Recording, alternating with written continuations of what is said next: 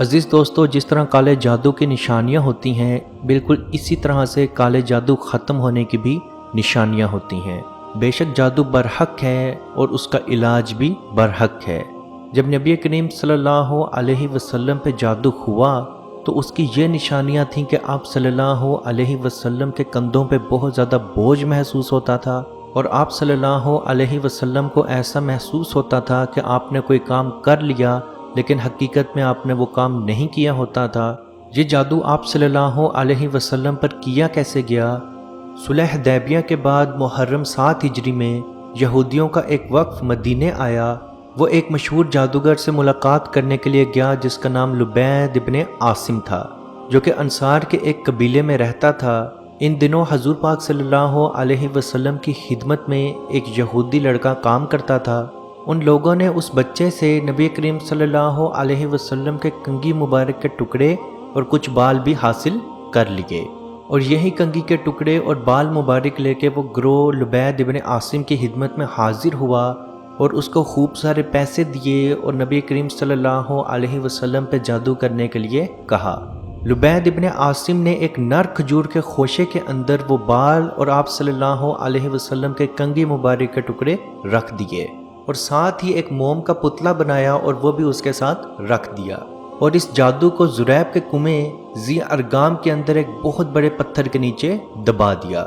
جب اس جادو کو کیے ہوئے 1 سال مکمل ہو گیا تو اس جادو نے اپنا اثر آپ صلی اللہ علیہ وسلم پہ دکھانا شروع کر دیا، اور روایت کے مطابق یہ جادو 40 روز تک آپ صلی اللہ علیہ وسلم پہ اثر دکھاتا رہا، اور آخری 3 دن اس نے بہت زیادہ اثر دکھا دیا۔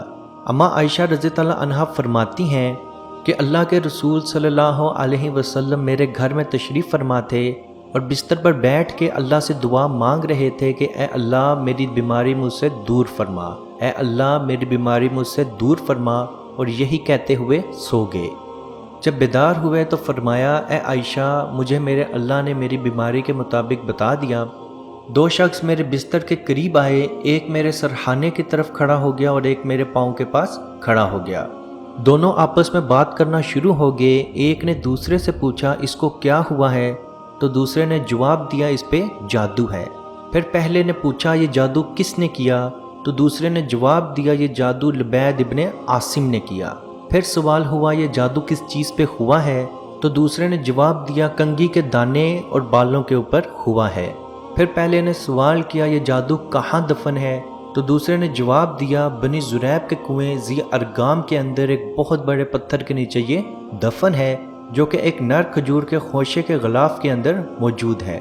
تو پہلے نے سوال کیا یہ جادو کیسے نکالا جائے، تو دوسرے نے جواب دیا پہلے اس کنویں سے سارا پانی باہر نکالا جائے، پھر کوئی اس کے اندر جا کے وہ جادو باہر نکال لے۔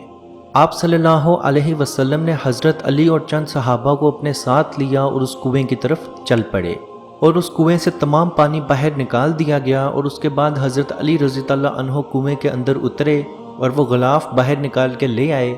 حضرت علی رضی اللہ عنہ کا فرمان ہے کہ آپ صلی اللہ علیہ وسلم کے بالوں کے اوپر 11 گریں موجود تھیں۔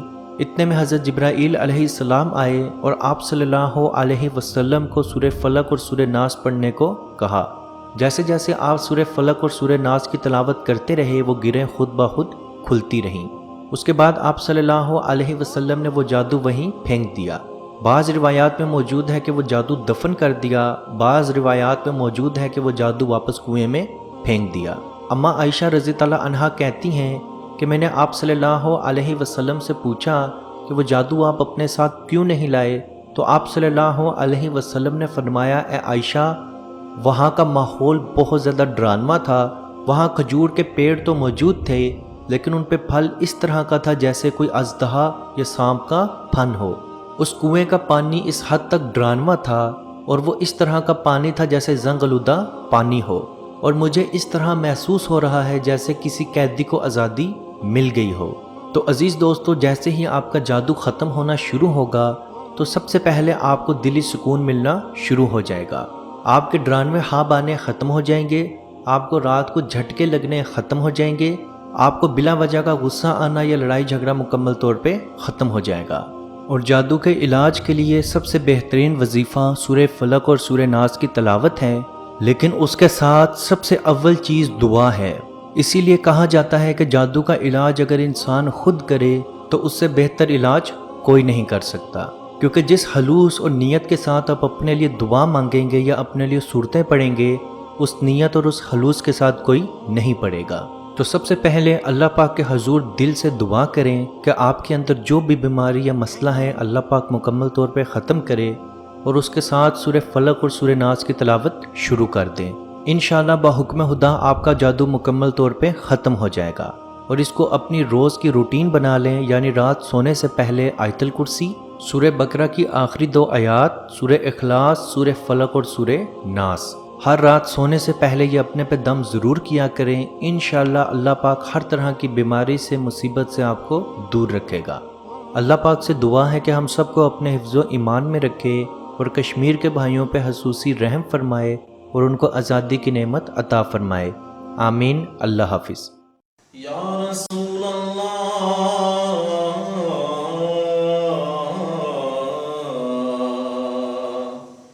انظر حالنا،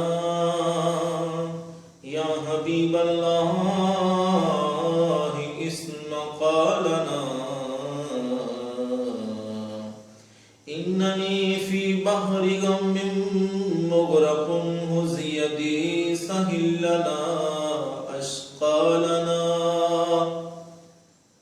اے مالک و مولا کریم آقا صلی اللہ تعالی علیہ وسلم کے توسل کے ساتھ، اے مالک ہمارے اٹھے ہوئے ان گندے ہاتھوں کی طرف نہ دیکھ، مالک اپنا رحم اور اپنا کرم فرما، مقبوضہ کشمیر کے مسلمانوں کو آزادی کی نعمت سے مالا مال فرما۔ اے اللہ اس حال کے اندر جب کہ ان پر ظلم و ستم ہو رہے ہیں، اس قدر ان پر مصائب اور آلام ہیں، اے مالک و مولا اس ماہ مقدس کی مقدس گھڑیوں کا صدقہ اے اللہ کشمیر کے مسلمانوں کو آزادی کی نعمت سے مالا مال فرما۔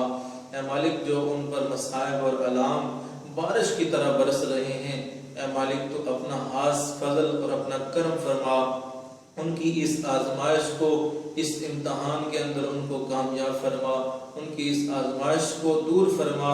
اے مالک و مولا اپنا کرم فرما، ان کو آزادی کی نعمت سے مالا مال فرما۔ اے مالک ہم گناہگار سیاہکار جو بھی ہیں تیرے محبوب کی امتی ہیں، تجھے تیرے نبی علیہ السلام کا، اس کی محبوبیت کا واسطہ دے کر تجھ سے دعا مانگتے ہیں۔ اے مالک کشمیر کے مسلمانوں کو آزادی کی نعمت سے مالا مال فرما۔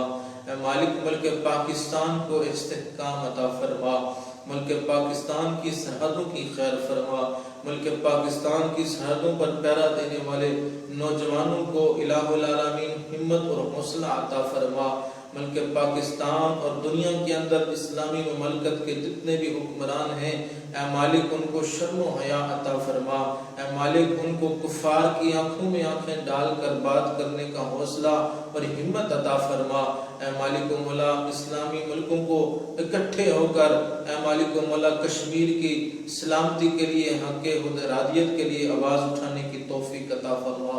اللہم ربنا تقبل منا انکا انت السمیع العلیم وتب علینا یا مولانا انکا انت التواب الرحیم۔